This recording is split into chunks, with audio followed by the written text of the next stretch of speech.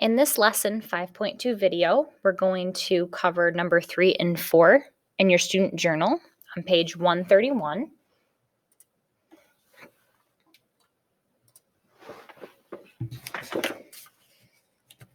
All right, in number 3 and 4, it says, find the values of x and y. And so in number 3, they tell us that triangle XYZ is congruent to triangle RST. So this is going to help us know which angles and which sides are corresponding and congruent to each other.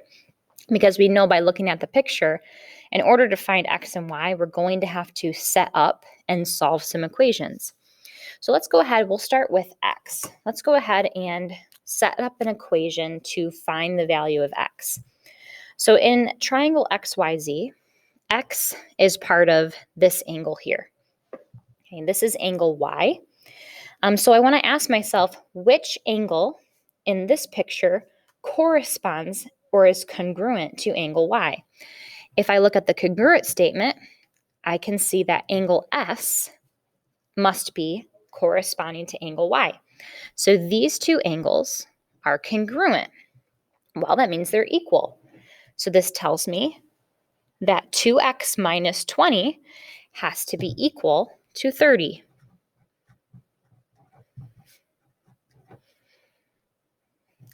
I can go ahead and solve this equation.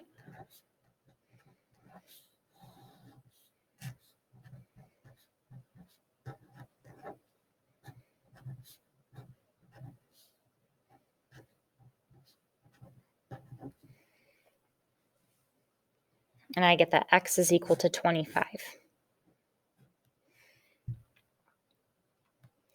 Let's go ahead and find the value of y.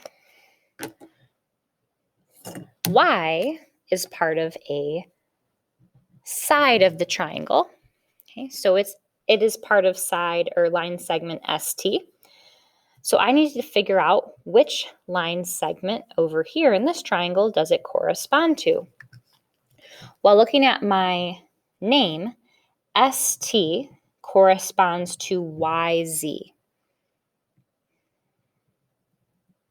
That is this side here. And you might think, hey, there's no number on this side, so I don't know what 3y plus 9 is equal to. But if you look carefully, I can tell that with tick marks, they're telling me this side of my triangle is congruent to or equal in length to this side of my triangle because they both have one tick mark.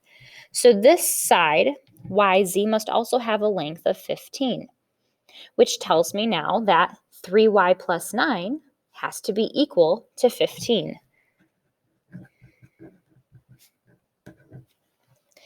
We can solve this equation. I'm going to subtract 9 from both sides.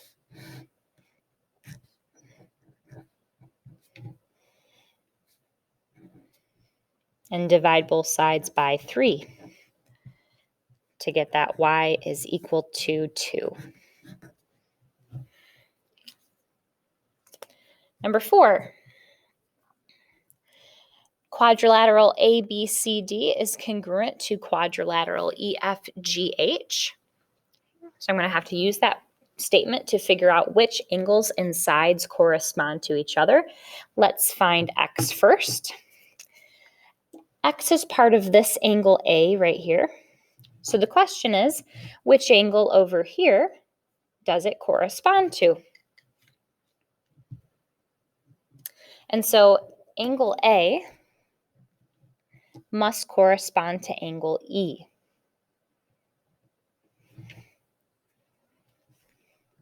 Tells me they are congruent. So 60 plus 8x has to be equal to 108. We're going to go ahead and solve this equation.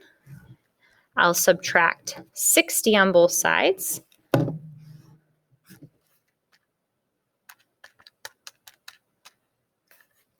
X equals 48. Divide both sides by 8. I get that x is equal to 6.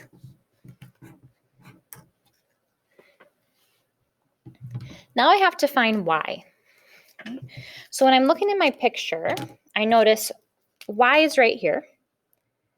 But I have a problem right now because this angle has an x and a y in it. And so I can't do anything yet to set up an equation because I would have two variables in my equation and I wouldn't be able to solve it. The good news is I now have a value of x. X is 6. So wherever I see an x in my picture or in my angles, I can substitute 6 in for x. And so when I do that, this angle becomes, I'm going to rewrite it, 8y minus 3 times 6 is 18. 8y minus 18. Well, this angle is angle G. So I'm curious, what angle over here does angle G correspond to? It's the third letter in the name, so it must correspond to angle C. They are congruent. That means they are equal. 8y minus 18 must be equal to 62 degrees.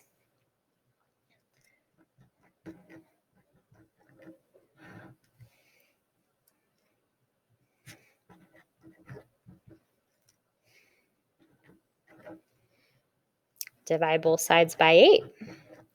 I see that y is equal to 10.